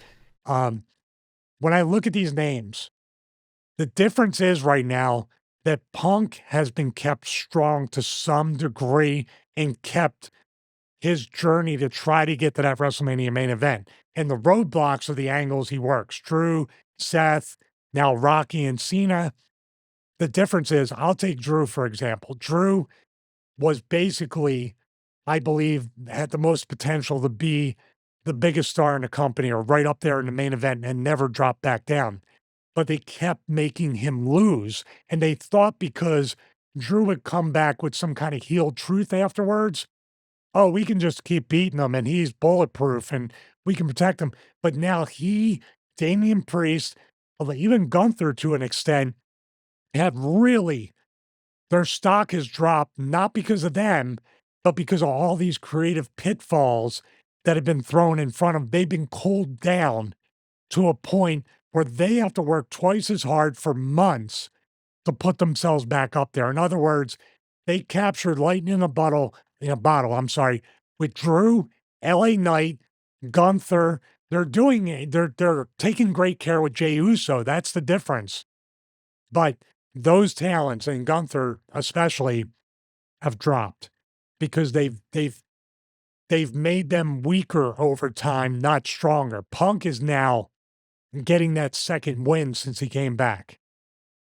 So next on the agenda, we're sticking with WWE, or should we actually say ex-WWE talent. Carmella went on a podcast recently that is about to be released in the future, I think, complaining, basically, and accusing WWE of not... she wasn't even released. Her contract was not renewed by WWE after 12 years, and she blames that, one, on being a woman, and there being double standards, and two, about her taking time off to have a baby. So, she says more throughout this 1.5 minute teaser clip kind of thing. But you watched it. What do you make of her complaints, and do you think they have any merit? Number one, it's a tough thing to guess how people are feeling. There's a whole gambit of emotions, and also logistically trying to figure out financially how you're going to support your family or yourself when you get released. It's pretty tough to have anything else going on as you're wrestling. Everybody tries to do it, but it's hard. But once you get released, and I talked about my release in August of 2008, where I said, oh man, thank God, it's finally up to me. But oh my God, it's finally up to me. It's exciting and terrifying. And I wasn't even in the company for 10 years, which back then was a long time. She had a 12-year run, not counting the 2-year kind of maternity leave, right? She had full 10 years, and she's been off TV for 2. I'm really, really against, because you're not in the right mindset. You're not in the right emotional mindset to go out and start doing interviews after a release, or your contract runs out, or you quit, or whatever, because you're going to say some things that you may regret. In other words, the accusations of she got fired or didn't get her contract renewed because she had a baby. She's being punished for having a baby. Well, you made a point in the notes that other women have had babies and come back and been pushed. Mm-hmm. Becky Lynch, Alexa Bliss, Jade Cargill and Lacey Evans had children before they started wrestling, but Asuka, Ronda Rousey, there's the other end of the spectrum, I guess, with Awesome Kong, where she was pregnant, she had a miscarriage, and then when she came back, even she admitted that she just wasn't in the right shape, she wasn't in the right mindset to return at that time, and that's why she was released. So I don't think WWE holds it against women for having children, or at least for the most part, I guess. They don't, at least now. Don't they even have a daycare set up at the building back when, Daniel Bryan and Brie were they had like a daycare or something. Did they really? It's a rumor, but there was a point where everybody was having kids, and Stephanie and Hunter would, have, I don't know. It seemed like it was going in the direction of one big family, that it was okay to have kids, and we're all, just multi-generational families here all together, coming together for the wrestling barbecue or whatever you want to call it. So that's what I mean. Emotionally, she's thinking she's been singled out and that she's been punished and that she didn't have her contract renewed. But man, the next statement, this is where wrestling relationships and wrestling marriages are pretty dangerous, because they're always pushing one, not pushing the other. One stays employed, one is unemployed. It creates so much strife because the people in the relationship or the marriage are very career-oriented people. You get into the business and you sacrifice so much to get to WWE, get on TV, do all that stuff. And then you see the person you love still there and you're gone. That comment about what she said, that her husband has a job and she's no longer there, that was just kind of weird. That put me off a little bit. Like, what do you try? I'd be happy anybody in my family's still getting a paycheck. Isn't that weird? Yeah, Corey Graves is Leah Van Dale's real Leah life Van Dale, husband. by the way, is a Corey great Graves. wrestling name. Do you know she's actually second generation, because her dad did enhancement work for the WWF. Oh, I thought he wrote Chippendale. I thought he wrote Chippendale. I can't remember. That's what I thought. No, I'm sorry. Oh no! Apparently her dad wasn't very good either. No, I was talking about though. Chippendale. I know, not the Chippendale Rescue Rangers. There you go. Or the strippers were you talking about? No, you were talking about. That's why I corrected you. I'm in I enough see. trouble about the Did you thumbnail still. Good, as you should be. Did you know Chip and Dale? It took me years to realise this. They were dressed like Magnum PI in Indiana Jones. Yes. I never picked that up as a kid. That's awesome. So anyway, back This to isn't Carmella. awesome, though. This podcast interview is not going to be awesome. Right. So the interviewer, who is brain dead when it comes to wrestling, and she was like, well, if it was up to me, I'd sue the whole lot of them. It's like, one, you don't even realise what an independent contractor is. We can argue about independent contractors all we want till the blue in the face, but this is the reality of the situation, right? Is that how can you sue somebody for not renewing your contract? You know what I mean? So obviously she's the world's worst interviewer for this kind of affair. And also, it's the entitlement of Leah Van Dale, Carmella. They say, 12 years and then they ghosted me. And professional wrestling, as far as I can tell, is a very unforgiving business. I think she was pretty darn lucky to get 12 years pay, including 2 years where she did nothing for the company whatsoever. Is that just me? No, and she had some title runs and she was featured quite a bit. So she has a good run at conventions with those 8x10s with the women's belt. And she has a whole different thing that she can do to maximize it. But this kind of, when you put it out there like that, Tony Khan, well, TNA works with WWE, so I don't think that's even a possibility. Tony Khan will look at that possibly, or somebody will look at that and tell Tony Khan, if she's going to bury WWE, what do you think she's going to say about your company? That's why I'm against these kinds of airing of your grievances and just being like, it happens to everybody. Everybody gets fired. Everybody eventually gets released. I'm very happy at least that they kept my husband employed because we can still support our family. And by the way, It sounds like she resents him slightly. Did you get that? From the inflection of it and even reading just the text of it, yes. That's why I said wrestling relationships and wrestling marriages can be very dangerous and very volatile because not in a way of physical sense, but just one person's always getting used. The company used to do as a rib or as a test. If you were married or you had a boyfriend or girlfriend, they would put you on separate brands intentionally. So in this case, did the company not renew her contract, but kept Corey Graves just to see for fun if stuff like this would happen? Let's see what happens. Because these rich, powerful people need to entertain themselves. And this is how they do it. They've been a lot better, though, recently with married couples. They do generally keep them together for the most part. I think like Charlotte and Andrade when they were still married. But it wasn't the case always. They would play their games back in the day. But in this case, what's Corey? I mean, I don't want to speak out of turn about somebody's marriage or relationship or anything, but he's got to see that or something and be like, well, what? I mean, come on. And he has his own stuff going on with the Pat McAfee stuff, right? He's not happy. So what if they both end up out of jobs after WrestleMania? And then what do you do? I don't think that'll happen. The thing is, I mean, ultimately, Corey Graves is still useful to the company as a commentator, especially when Pat disappears and then Corey can be put back on Raw. But the thing is, tell me if I'm being harsh here, Carmella was hired because of her looks. She was never the greatest wrestler by any stretch of the imagination, and all power to her, she got more over on personality, which is what you should do. But the fact is that there are so many beautiful women in WWE and professional wrestling these days that it's not just looks that you need. You need looks and you need to be able to get it done in the ring as well, which so many of the women can now. And maybe the business has passed Carmella. But I want to bring up something else as well. Sonya Deville. She had so much more upside than Carmella, I think, in my opinion. Yet they didn't renew her contract either. They released 10 other people. But the way Leah Van Dale, Carmella, is talking, it's like WWE singled out her. And it seems a bit self-absorbed. It's emotional. That's what it is. Maybe the entitlement comes across as entitlement, or maybe the entitlement comes up to the surface, but it's an emotional response to something that, like I said, they're the company or the business. When you need to do something for them and you won't do it, it's like, well, we're one big family. They take it personally, but when they release you, it's all business and you don't need to take it personally. It's hard not to take it personally, no matter what. Even a Carmella, you can say whatever you want about her wrestling ability or anything, but she was still on the road. She still showed up. She still put in the time. She was still away from her family. She still sacrificed. The money and the miles are the only two things that are real in wrestling, but she definitely should have really taken her 90 days or taken as much time.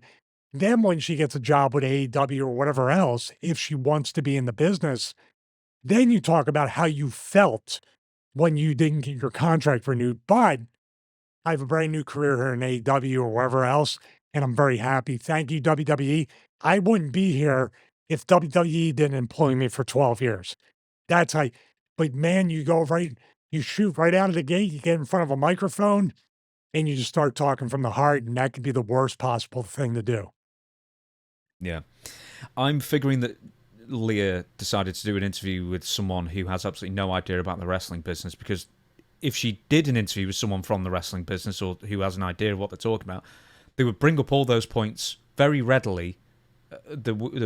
What, you're that hurt that you got paid really well for 12 years? Yeah. You know, and Or the last two, you didn't do anything. they would literally stop the cameras and the microphones from recording and say, you should really rethink that answer. I'm just saying, you may a year from now regret that you're saying these kinds of things about the company.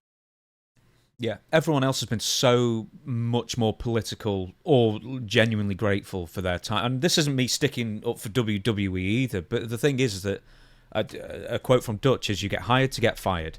And if you go in to a company with that attitude, you'll never be really disappointed. You'll just be... And everything's a bonus after day one, because you think, okay, well, I made it another day, another week. I live week to week, but it was quite torturous to think every week the hammer was going to fall. And I would, if she had any self-awareness or common sense, you've been off TV for 2 years, you have to know, unless you're constantly giving them ideas. See, that's the point too. Was she emailing ideas, and was she checking in to say, I'm ready to go, I'm back in shape, I want to contribute. Can I go to NXT? Can I do whatever she can do to buy herself more time? Or did she just disappear? And like I said, they sit around in the meeting, they mention a name. If nobody says they have anything for that talent, okay, cut them. Because there's nothing for you. That's what happened to me. Literally, every week someone would say, yeah, we need Stevie here, we need Stevie there. Stevie's going to go to OVW. Stevie's going to work with this guy on house shows. The minute there was silence and nobody had anything to pitch for me, Vince was like, cut him. It's as easy as that. Next up, we're going to NXT, something we don't talk about too much about, but Cora Jade. Since she's returned to NXT, she took 10 months off around about that due to an ACL tear, and there was a spate of ACL tears, in fact, over the last couple of years, mostly with women, actually, because I believe in NXT they try and like push you to your max as far as like weightlifting and training and stuff like that. And Cora Jade has been more tentative in the ring since she's come back. She's got the big old knee brace on, and I've suffered an ACL tear. I completely understand. But in a match with Jordynne Grace yesterday, as we record this on Tuesday for everybody else, WWE NXT Grace backed Jade into the corner, and pretty gingerly as well. There really wasn't much to it. And then Cora immediately says to the referee, "Oh my God."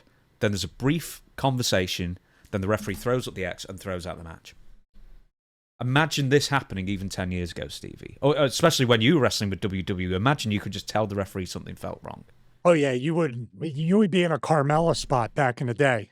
You really would. They wouldn't call you and you would be fired or your contract would run out. So I'm glad to see, and this brings the realism back into professional wrestling, that if I watch this match, something could go wrong, even if people are kind of bloodthirsty like you with the murder hour back in the day. So, but you'll pay attention. So now, I hope they don't do what WWE does or NXT does. Now it's going to turn into an angle. Now you don't know, you play with that karma, that Cora Jade's faking a knee injury, rolls somebody up, ah, ha, ha. Then when she gets hurt for real, boy or girl who cried wolf. This is a good thing. This is a really good thing here. And I don't know what scared her, because she said on Twitter, got rocked for a second. You will get rocked if you're in a ring with Jordynne Grace. She's pretty stiff. But my knees are all good, decent. Thanks for the concern. Yeah, I figured she had a twinge in her knee. Panicked. which is completely understandable because I mean it's so hard to come back from an ACL. So many people do now just because of the advances in rehab and everything, and the recent upgrades, quite frankly, to the surgeries as well. But yeah, I'm not saying that to mock Cora Jade. I think it's great that if something feels completely wrong, I mean, it's not like you're going for the world title, for goodness sake. Wrestling's supposed to look hard and dangerous. Do you know what I mean? So if you're worried that you don't want to be out for another 10 months. And I think that's a good thing that she even had the maturity, because she's like 23, 24. Mm-hmm. She had the maturity to mention it as well. Let me ask you this question, though. This is where we can play fantasy booker, fantasy, whatever, medical conditions. What if it's WrestleMania? What if it's the Royal Rumble? What if you are... Now, if Cora Jade is in this match and goes, oh, my knee, I got to stop the match. But then she's supposed to win the women's title. She feels the same twinge. Are the circumstances going to change her saying? Because this is the ego takes over.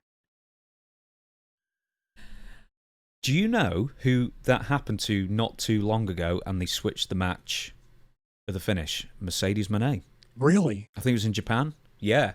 I think she was meant to win a match, and she was the champion, and she was injured, and she said switch the finish. Well, she's smart. You need to do that. Her thing was just pin me and get out. Let's get out of here. That's kind of what she did. I'm sure they went right home after she felt that. Yeah, but do you think the culture in WWE and pro wrestling in 2025 is now fully accepting of the fact that, hey, some serious injuries can happen, but we'd rather err on the side of caution here? Or do you think there's still a punishment coming for her somewhere? Well, here's the punishment is we get back to the Punk thing. The reason why I don't think Punk will get the opportunity that his promos, his poise, his presence, and his character deserve is because of the injury repetitiveness, the frequency of the injuries. If we give Punk a push where he has the belt or something and we need to get a 6-month run out of him, can we count on his body to hold up? That's the whole thing. Here's the other thing. How many people in wrestling say, this is my childhood dream? I've dreamed of this. Thank you. Thank you for the opportunity. The Triple H point with the belt. Where does their ego and their markdom, being marks, come into that? In other words, if Cora Jade was winning the NXT women's title in this match, I'm just playing devil's advocate. Would she have powered through, or would she have cost herself going over, becoming the champion, being featured for just feeling like something was off? It's an excellent... Nobody knows. I wouldn't know what I would do, because how many opportunities are you going to get to be featured, be a champion, get a push, make the money? These things, in a snap of a finger, are going through your head. It's the Paul Orndorff thing.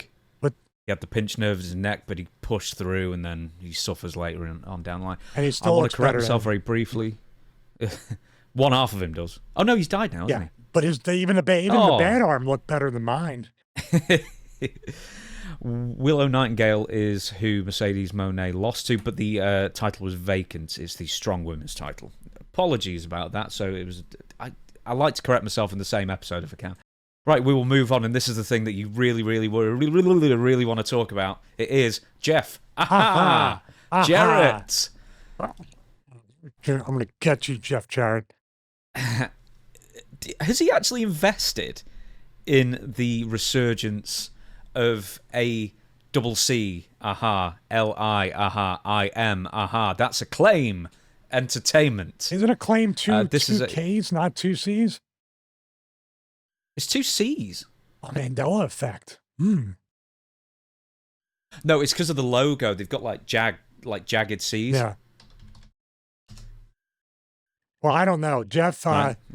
I have to say, Jeff, man, I watch him. He is a worker's worker. I mean that in the most complimentary sense of the word. That Jeff can pivot. Jeff is always working on something, whether it's, good, bad, indifferent, or whatever.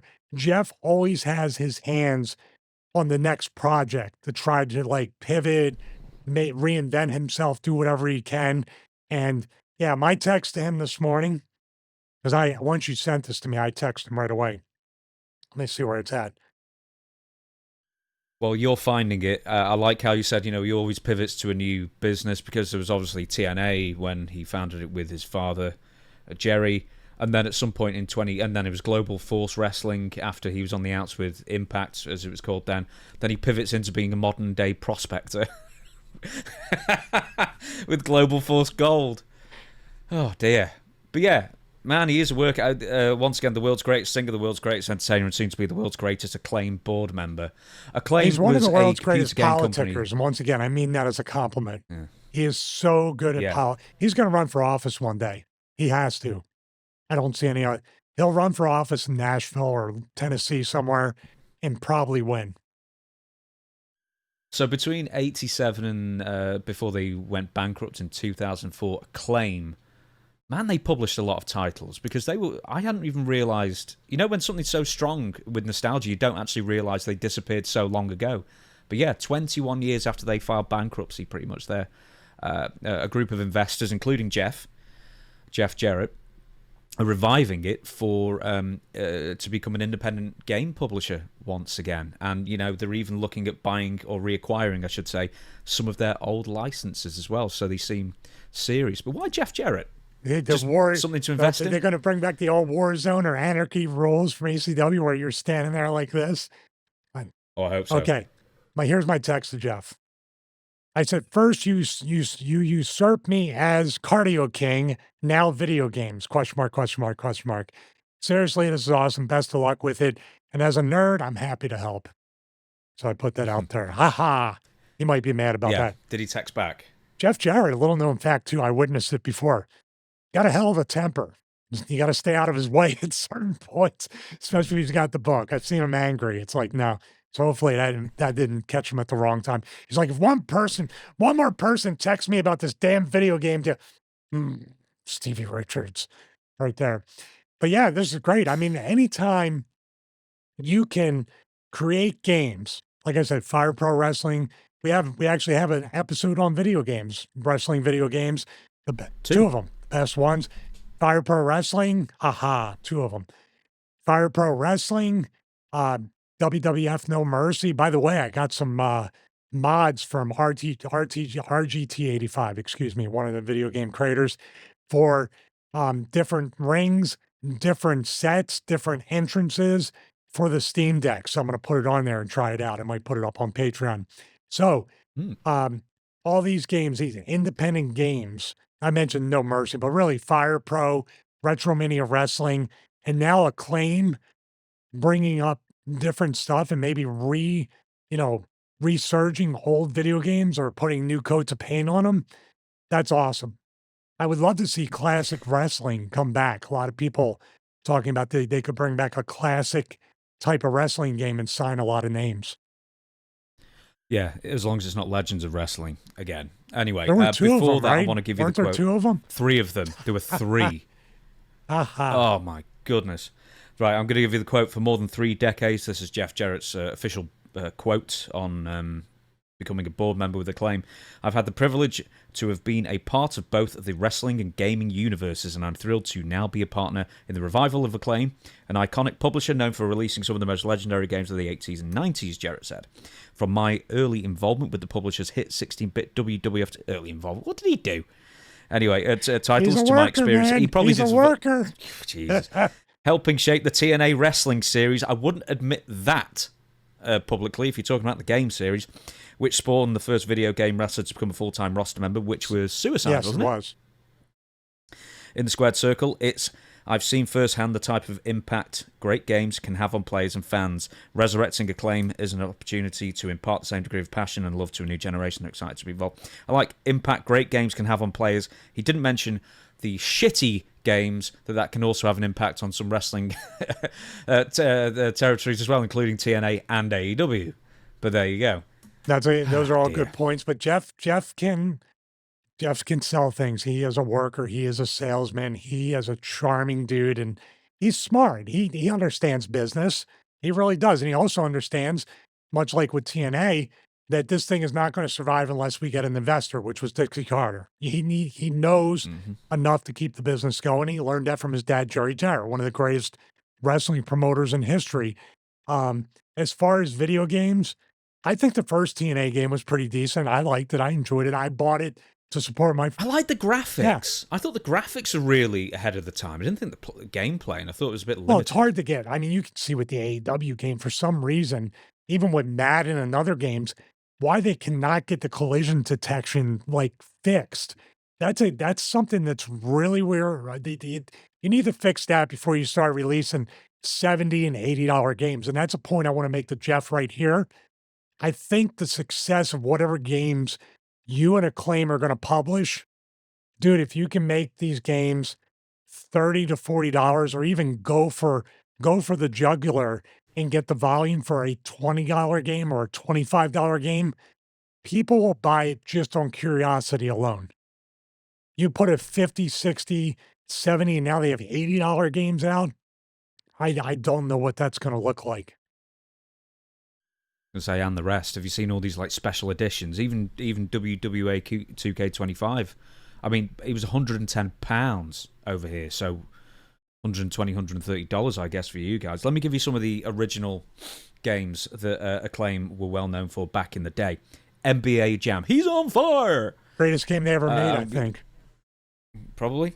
Super Smash TV, one of my favourites. I'll buy that for $1. Mortal Kombat, when it was good. I love the old 2D ones. Anything 4 and beyond can just go away. Trilogy's the peak, and loads of people argue with me that 2 is. Turok. I never played the Turok series. The Dinosaur Hunter. Yes, on N64. Dude, I'm thinking I have to rethink it. NBA Jam is probably the easiest fun pick up and play that they have, but man, they've made a lot. How the hell did they go bankrupt? I know they made wrestling games. That's how they went bankrupt. Oh no, they made wrestling games from the 80s. No, yeah, from the 80s, and then LJN did, and then they bought out LJN. But we're going to be talking about that as well in a second. The Burnout series, which I also never played. I love Burnout. I actually have it on the Steam Deck. Burnout Paradise is one of the greatest games. Paradise, I believe, was the one where you try to crash and create the most amount of damage with your car. Just like one of those fun demo. Like Twisted Metal. Yeah, but you just go in and try to cause the most amount of like damage to all the cars and trucks around you. Really great game. So you can tell me if this was good. NFL Quarterback Club? Yes, it was. Yeah, the Quarterback Club competition, for its time to do the competitions, the accuracy, and they had a game within that. So definitely a good game. Dave Mirra BMX. They had 2 games. Loved them both. 2 was great. I don't know if you ever played them. And then they did a third one, which was BMX XXX, which they just had to just replace Dave Mirra with. That was when everybody was doing extreme games of everything, right? Yeah, almost like what was it? Something Larry. What's the mobile game? Larry. Leisure Suit Larry. Leisure Suit Larry. Yeah. Bust a Move, which I played a little bit of, sort of a Tetris kind of thing, I guess, or almost like Dr. Robotnik's Mean Bean Machine. I do remember the game. Whatever it is. Dead or Alive. Dead or Alive was underrated. That was like a graphically upgraded Street Fighter. I liked Dead or Alive. Yeah. I thought it was a good game. Numerous Simpsons games, which, as big of a Simpsons fan as I am, never played any of them. Never owned any Simpsons You never played Hit and Run? Never played Hit and Run. Oh my God, they want to remake that game so bad. Maybe Acclaim's going to do it. And then they had a load of like Hollywood Jarrett's film. Going to replace Homer Simpson. He'll get his stuff in. The next one is a bunch of Hollywood film properties like Terminator 2, Alien, Predator, Demolition Man as well. That I didn't even realize it was a game. Great movie. Yeah, it was a good film. Terminator 2 is, apart from the fact it's a great film, I seem to remember quite enjoying that as a kid as well. The game, Crazy Taxi, which is brilliant. Yes. Sega Dreamcast, excuse me. That was one of the best titles for Dreamcast. Did they make Batman, the side-scrolling Batman games? I believe they did. I don't know. While I give you more information then, apart from the fact that it's got the greatest soundtrack in the world, just because it's like 4 Offspring songs in a loop, Crazy Taxi. That's, apart from darts, That's pretty much all me and my friends played in Japan last year when we went, because they've got Crazy Taxis everywhere. And they've got them in Manchester as well, you know, the original arcades with the pedals and everything. Love Crazy Taxi. And of course, a bunch of wrestling games, which I'm going to give you a few. I think they did 14 titles, or near enough. WWF licensed games from Acclaim, or under the LJN banner when they bought out LGM, but they kept the name for a few more years. Include WWF WrestleMania, WrestleMania Challenge, Superstars, Steel Cage Challenge, Royal Rumble, Raw, In Your House, which was that weird Mortal Kombat crossover with Midway, I guess, I think. And in the late 90s, Warzone and Attitude. Any of those you want to pick to write a love letter to, as an audible love letter, I guess? Did Warzone come before Attitude? Warzone first, Attitude I'm second. telling you, Warzone, we make a silly thing about the guys doing this and everything. Graphically, this was a big jump from those In Your House, Royal Rumble, the WrestleMania game. The only game that came close to being a full, like almost 3D game was WrestleFest, which was an arcade game. But Warzone was definitely a jump, where it was like, oh my God, they're not just like Fire Pro, you know, little 8-bit sprite characters. They're big. Like, did they do scans? Like, you know, you look back on it, you're like, man, it's so rudimentary. But Turok had that kind of feel to it. But yeah, Warzone was definitely the jump that made wrestling games be taken more seriously, in my opinion. And it wasn't even that good. No. But I played the crap out of that. And like, you'd like really, you know, when you do the solo campaign, right? Like a career mode type thing, yeah. Yeah, career mode kind of. You basically just wrestle the same 15 other people on the roster, and they'd all have the promos.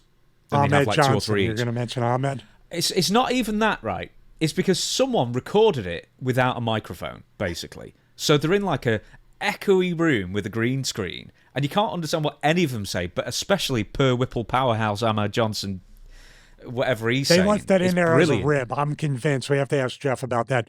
They left that in there deliberately to show that he could not cut a promo. Didn't WCW do like pick me, but the same exact audio is like really crappy? Was it Thunder? Oh no, the audio was well better. Yeah, well but not better. great. But not great. Oh yeah, there's certain ones where you can hear people milling around in the background because they just film. Apparently, I asked Alex Wright maybe, and they filmed it at the power plant. So the acoustics were awful. They didn't go into a room. Yeah, they filmed it at the power plant, but I think they probably, for the bigger stars, they probably did like some on location where Thunder or Nitro were, you know, because that's the only time you're going to get access to them anyway, not at the power plant. Yeah. Then Acclaim, after they lost the WWF license, ended up buying the ECW license and basically did 2 reskins of Attitude, of Anarchy Rules, and that was the second one, and then Hardcore Revolution was the first one. But the thing was, is like a year or 2 had gone by, and that was old hat. Straight, like the Attitude model was just compared to No Mercy, and then the first SmackDown games, and then Warzone and Attitude, that engine just looked like crap. And they were really horribly reviewed as well. And as far as I can remember, I don't know if, I think I've asked somebody who was in the game, like, do you remember doing the voiceovers? And they said, yeah, we were just dicking Danny around Doring the entire told me time. about that. They were just making all these sounds, you know, like they're just like, because everything was going out of business. They think even ECW was on the skids at this point. They were just like, we're just entertaining ourselves with this stuff. Yeah. Doring specifically told me that. You got to interview Danny Doring sometime. It's like, he's awesome. And then when ECW went belly up, not entirely, not because of Acclaim, because apparently they were withholding royalties because they saw that ECW was on the outs, so they thought, well, we might as well just not pay you, and then you can claim back in bankruptcy court or something, I don't know. But they didn't pay him on time. So after ECW went under, then they started coming out with their own franchise called Legends of Wrestling. Man, what a terrible pack of games they were. Hated all 3 of them.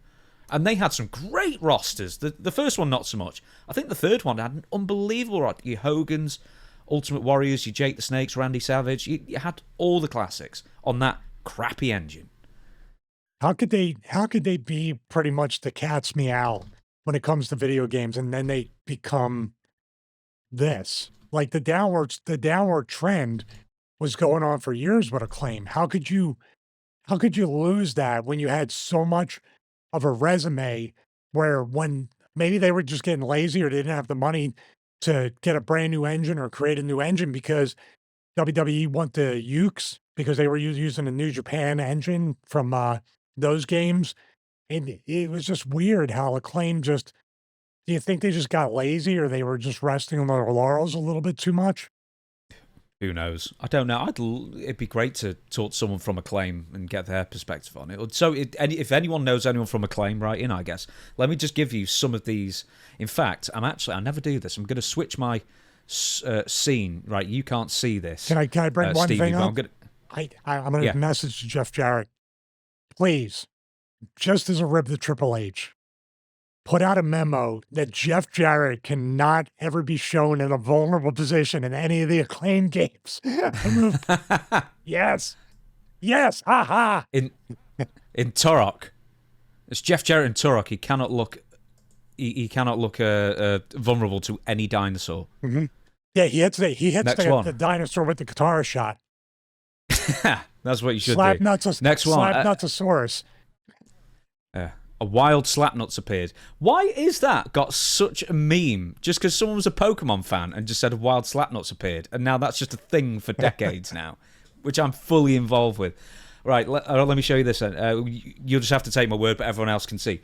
Andre the Giant, Bam Bam Bigelow, Bobby the Brain, Bret Hart, the British Bulldog, Bruno Sammartino, Kurt Hennig, Mr. Perfect, DDP, Don Morocco, Dusty Rhodes, Dynamite Kid, Eddie Guerrero. I'm just reading Hulk Hogan, for goodness sake, Harley Race, Jim Duggan. These are on the third Showdown Legends of Wrestling. Jerry Lawler, Jake the Snake, Jimmy Hart, Jimmy Snuka, Kerry Von Erich. There's tons of them. The Nasty Boys, goodness me. That's like more than the WWE games have, even with DLC. Yeah. Yeah, Randy Savage, the Legion of Doom, the Steiner brothers, or at least Rick Steiner. The Rock and Roll Express, Roddy Piper, Sabu, Scott. Oh God, there's more. Sid Vicious, Sting, Superstar. But pretty much everybody Billy in the Graham. business from every company. Yeah. Thing is, at some point, WWE, like probably around the time of Here Comes the Pain, started getting wise and started introducing the odd legend in as well with the regular mob of people they had under contract. And now they put so many people in every single game. It's like a roster of like 180 odd, which is ridiculous, and like 60 of them are legends. So it's great that loads of people are still getting a paycheck, I guess. But they probably saw Showdown Legends of Wrestling and saw, well, it must be selling decently with all these faces on it. Whereas it'd be so much easier for just us to just give them a bit of a royalty, have them on ours. Yeah, I think it's a win. Sell so many more copies. It's a win-win for everybody when you do that because the wrestlers don't have to do anything. They get a royalty check, and you have all these different things from, you can actually get them bookings and signings. So there's more. And I've never seen Acclaim do that. Like Retromania put me out on an autograph signing on an appearance and convention. We were going to do more with that. But that's the fun part when you get to promote the game. But it didn't seem like any of these people were doing conventions, autograph signings, or dedicated booths to the game. So I don't know. WWE's way better at that than anybody. Now then, let's move on. And this is something that we've mentioned before, but it was brought up again in a news article that I read. I'm sorry, I can't remember who it was. But they proudly said that during the Kevin Owens and Sami Zayn hardcore match, whatever they call hardcore matches, no rules, no holds barred, proudly described the chair that they used with the barbed wire as a real barbed wire, and the chair wasn't shaved down. Stevie, has a chair ever been shaved down? And if it was, has it ever made a difference? I'm sorry, my head hurts from you reading that. Why would you say that? Why would you say that? We're not using the shave down chairs like all the other, P words in the company or in the business. We're using real chairs that we're hitting. We want the concussion. We want the real barbed wire to cut our backs. Was this the post-show scrum? I can't remember where this was. I think it was like a day or two afterwards. So I figured it's someone with an inside source. You said it? No. Oh. Someone said an inside source. Then I take back most of it, because if they went on an interview and did that, that's a major amount of heat. I'm corrected. Who's ever given that source that it's real barbed wire and it's not shaved down, are they trying to throw a red herring out there that we're using real stuff now? So next time you see it, it's real, even though it's probably not real. Do you get that? They're doing a double double. They're doing a swerve here. Yeah, but ultimately, the whole shaved, sanded down chair thing. When did this start? 'Cause I remember, I only probably heard it like a year ago, and they were talking about that in AEW, and they say, "Well, it's okay, we do headshots, with a chair because the chair's sanded down." When did this So happen? sand down a chair that has even sharper edges that can slice you, or you're shaving it down to where are you trying to say now it's a cookie sheet? Is that what you're trying to tell me? Because you still have all this, and I know from a fact with the mistake I made, you still have the seat of the chair that can put a hole in somebody's head. I don't know. You left a note here too, and I've noticed that over the past few weeks and months, not even with chairs, but with weapons. Man, a lot more headshots are coming back. I don't know what's going on. I think everybody's getting a little too comfortable, and they're like they can't sue for concussions or anything like that. What can go wrong? Playing with fire, man. Playing with fire. Mm. I noticed in the Swerve and Adam Page cage match from last year, the one with the hypodermic needle, that they ended it with a chair shot to the head. But they'd obviously done something to the chair to make the seat pop out. So at least that was something. But then even in the Kevin Owens-Sami Zayn match, I think it was Kevin Owens on Sami Zayn throws the chair on Kevin's head. Maybe it was the other way around. It doesn't matter. He doesn't actually slam it, holding, but he picks it up and like throws it into his opponent's like Sabu head. would do. Yeah, exactly like Sabu. And it seems like they're almost testing the waters again to bring back headshots. I don't know. I don't know I mean, I've had the chair thrown in my face and I've been hit over the head with a chair. I don't know if it hurts any less. I do know that when that chair is being thrown, you're hoping the bar in the back for the seat is not coming straight in between you don't want to get Joey Mercury with a chair. And that can happen. So I don't know. It's like I said earlier about the ECW stuff, man. We got really lucky with a lot of stuff just coming together. Talked about on the Patreon watch along. But we also got lucky with, God, there's only been a handful of times people have really, really gotten hurt. And most of the time it was just, like the Shane Douglas, Gary Pitbull thing, just dropping a guy on a belt and here he is, broken neck. The wrestling business is so charmed that more people don't get hurt, and God forbid people don't get worse. Because dude, there's a real chance people could pass away in the ring. This is not easy. And that's when we talk about earlier, you throw an idiot like Travis Scott in there, your chances just have been raised immensely. I probably asked you this before, but and I know it's something that you can't really be too scientific with because there's never been, a conclusive test, I guess. But when you had the hardcore belt, that's one thing. When there's weapons in every single match or an ECW where, you're more liable to get hit with a weapon in a match than usual. But how much do you think a weapon shot to the head contributes to CTE or a concussion compared to the numerous amounts of bumps that you'd be taking every single night or any other things that could hit the head as well? What I'm trying to get at is, are weapons slightly demonized for causing all these concussions and then taking them away? Doesn't really affect them that much? Or are they really, really dangerous, for the health of your brain, I guess, is what I'm trying to ask. Where do you think, how damaging are these headshots in reality? Well, I think everything that you do, it's like football. They redefine concussions within football after the Mike Webster thing and after it was coming out. CTE wasn't even CTE until the center for the Pittsburgh Steelers, Mike Webster, in an autopsy, Dr. Amalo, fixed his brain and saw, oh, he's got the brain of like a 90-year-old or whatever it is. Same thing with Benoit and other people post-mortem. They find these kinds of problems with that. With that being said, everything in wrestling, like everything in football, is either a concussion, minor or major. Everybody's had their bell rung. Everybody's saw some stars or been knocked silly a little bit. Even just your spine, your spine leading up to your brain, you're taking bumps, belly to back, suplexes, power slams. It jars everything. Not to mention, forearms, uppercuts, all this stuff, everything. But when you're swinging a weapon, now you have not the person taking a fall with the impact, but the impact coming to the human being. Like, the chair coming at you, and your head is a dead stop for that. So while everything causes those sort of concussive effects, the weapons are more pronounced.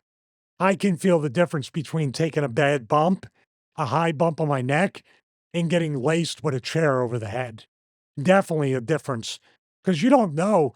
If you take a bump in the ring, it's kind of uniform, unless you're taking a bump on the apron. That's a whole different story. But when someone's swinging the chair, Kevin Owens, Sami Zayn, JBL, the Blue Meanie, myself, James Romero, anybody watching, it's all different velocity and different impact. Everybody swings a chair differently. Balls Mahoney's chair shot is way worse than mine, especially with the zip ties. So I can't say. This is a mystery, and this is the thing. The reason why a concussion lawsuit in wrestling will never succeed, never even get settled out of court, is because of the habits of the wrestlers outside the ring, too. That was part of it. Drinking, drugs, not taking care of your body, your diet, maybe you're diabetic. Alzheimer's and dementia are now classified as type 3 diabetes, correct? So it could be your diet. I've never heard Yeah, that. there's some people that say it's a form of type 3 diabetes. So what if they say, well, that person drank a bunch of Diet Coke or Diet Pepsi? That person ate cake and pies and cookies at cater. There's no concussion lawsuit because it's still a mysterious disease that people aren't quite sure. Like me at 53, I thank God every day. I still have most of my wits about me, but I could turn 60, 65 and it can just hit me. Or up until the day I die, I'm sharp as a tack. But nobody knows the time, and nobody can know specifically this here is the origin. And that saves the wrestling business. But getting back to your point, just like in football, everything is a potential concussion, weapon or not. But you have noticed it's seeping back in. It's a mainstream. I mean, it never really left, I'm sure, like the indies or, some like mud show Well, I think the wrestling indies, events, I'm the indies took it away because there were people that wanted to go to WWE and there were promotions that wanted to work with WWE. I'd be very interested to see if these ID properties, these promotions and schools will start to do it too. Because I don't know. I think it's unnecessary because what's the hottest thing? What's the hottest thing right now in wrestling? John Cena turning heel.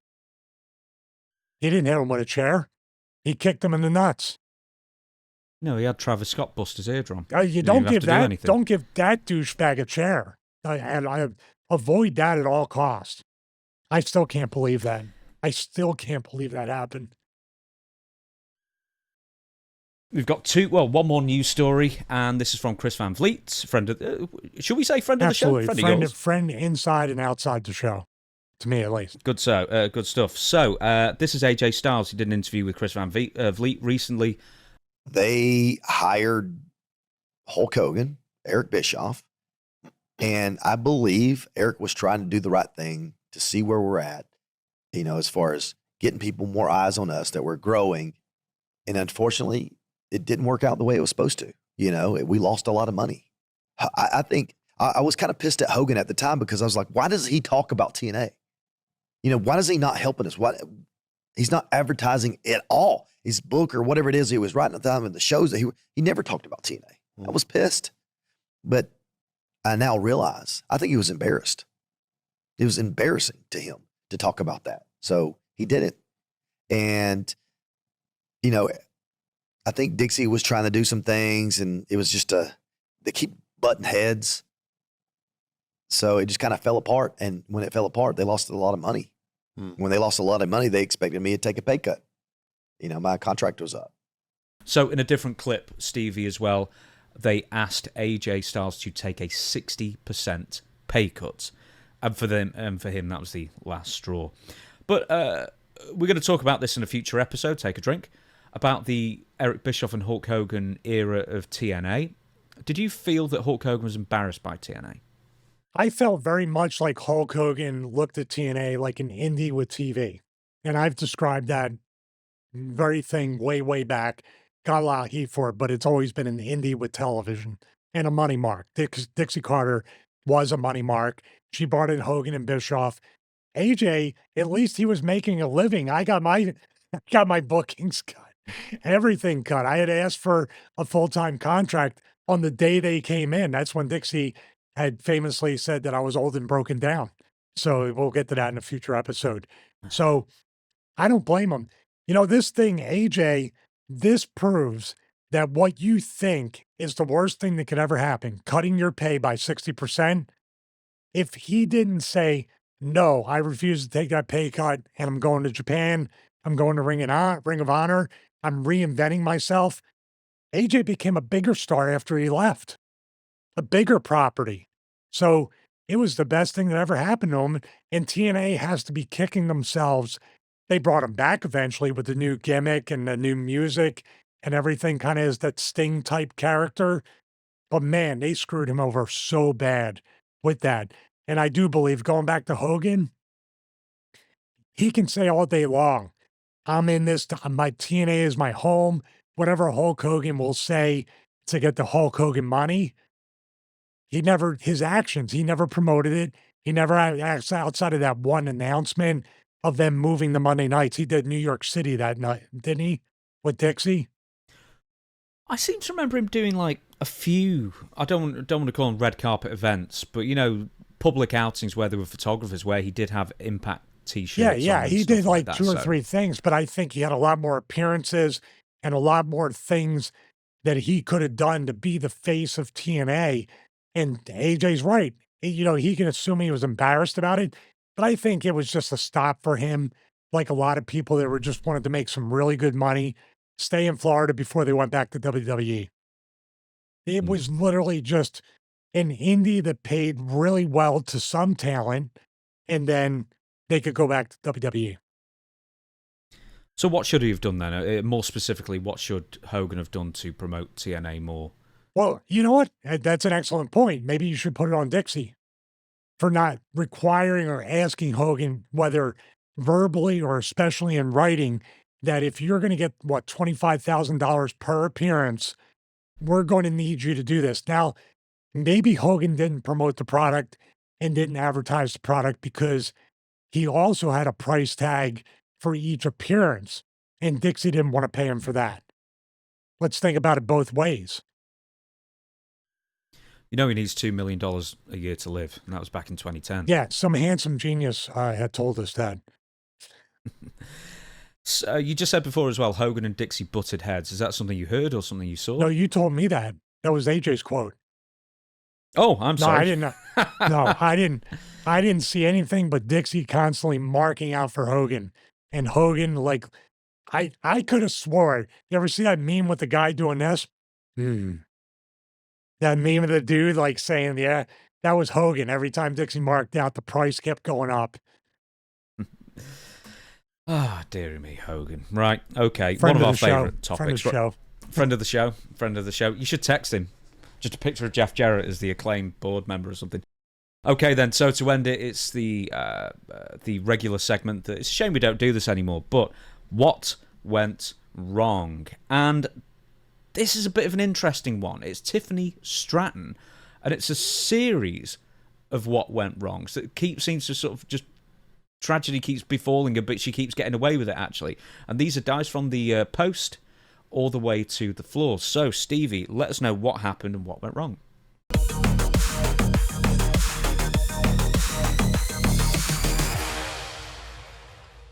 All right, thank you, James, and I'm glad she's okay. Apparently, with all these misses, she's still okay, so she's very lucky.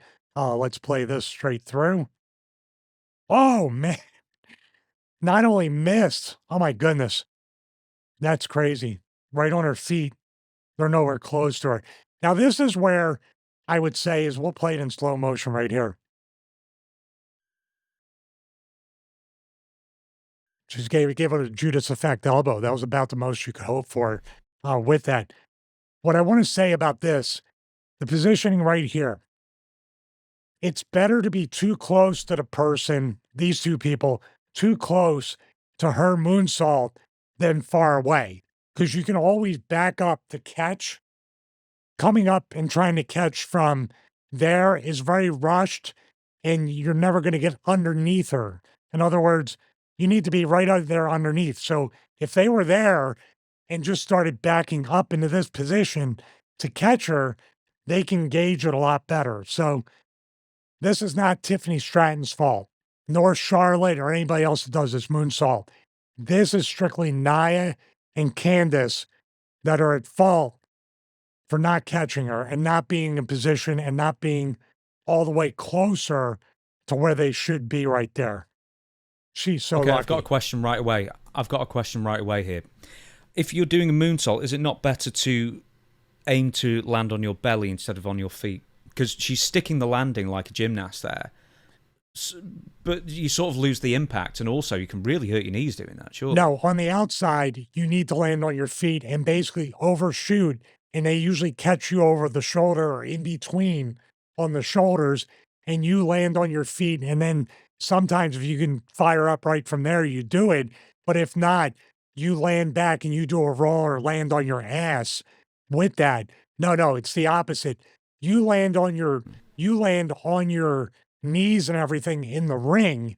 If you land on your knees and belt, like if she did it to where she was landing belly, knees, hips, and face, she'd be injured. Think about it. If she didn't land on her feet, how much worse would that have been? Her feet, as a matter of fact, you want to go back here, her feet would have landed up here and she would have been spiked down to the floor. So no, outside, if you're doing a moonsault, you always want to try to land on your feet, which means Nia and Candice need to be literally right here to where she lands on the shoulders and then her feet land, and then she can tumble or just fire up to the crowd. Really dangerous, man. Really dangerous. Yeah. And then the next week, it basically happens again, amazingly. This is Chelsea Green, Piper Niven, and who's the third one? Trish Stratus. Trish. There you go. I'm got my glasses. Now, the sucky part is that they're waiting for her. I hate this. I'm not a fan of it, but you got to protect her. Once again, now, way that this is what went wrong, and it's all on the people catching her. What they needed to do was step up more. They kind of shrugged away. Do you notice that? Chelsea Green especially. Now, the way that makes it easier, you have Trish here, and I can't believe she didn't do this. She should hold them in place. In other words, they're trying to get away, James, but she's holding them, by the hair or something, and then gets out of the way when the swanton happens. You see right here? She should be holding them to make sure they don't go anywhere. Like pull them out to where she goes.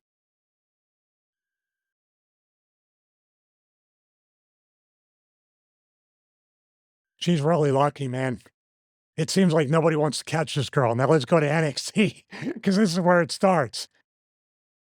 Oh, that's the worst one. This is a half clip, so it goes back to a SmackDown one. Oh man, she basically just did a swanton, and here's my point: why is everybody not gripping? And the whole thing is, I know it sucks, and you don't want to get like squashed, and you don't want to hurt your back or like get hit in the arm or on top of the head.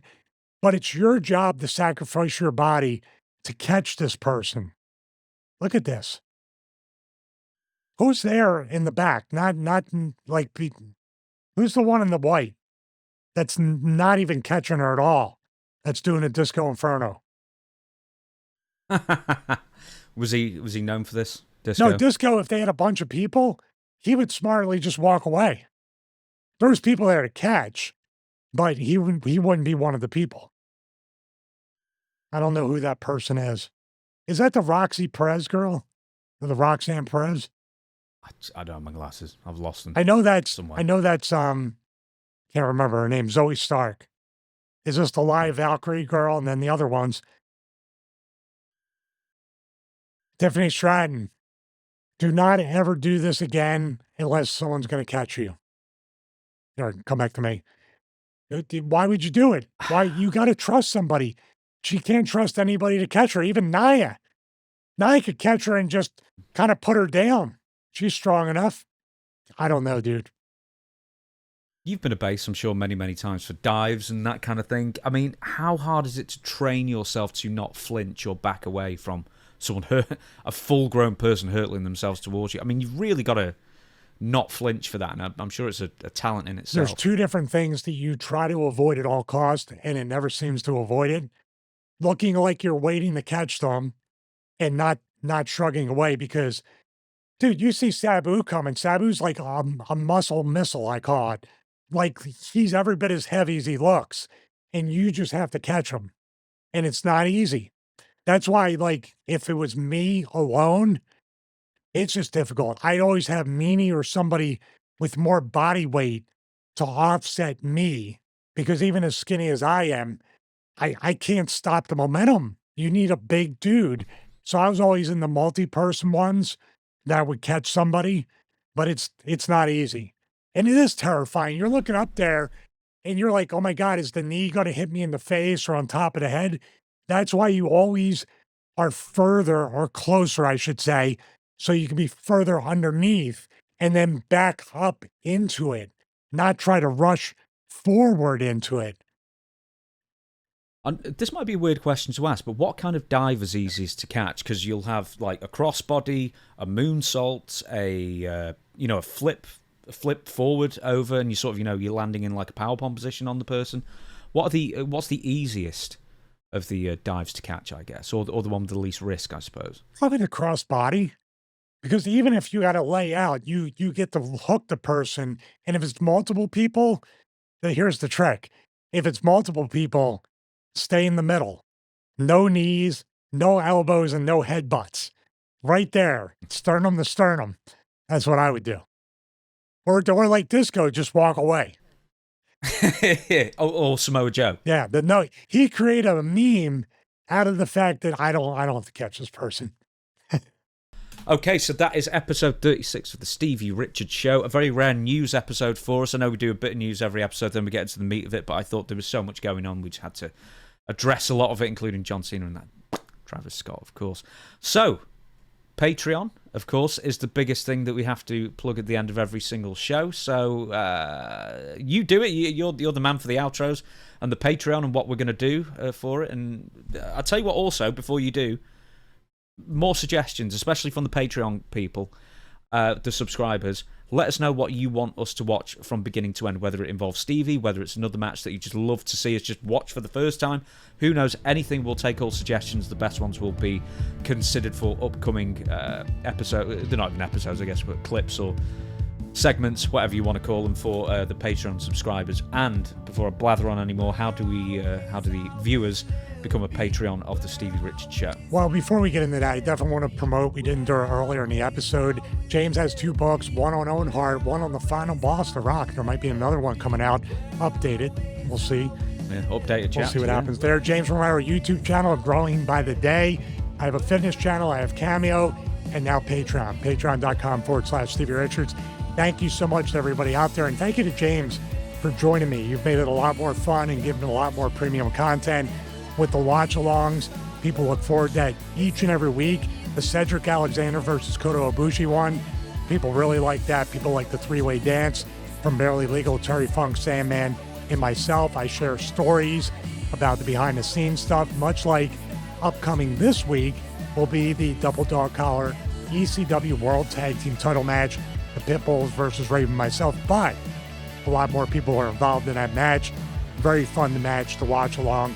James had never saw that, so that was a reaction video as well. So Patreon, thank you so much to the Thank You Brother tier, as well as our producer tier, and we will see you next week, episode 37 of the Stevie Richards Show.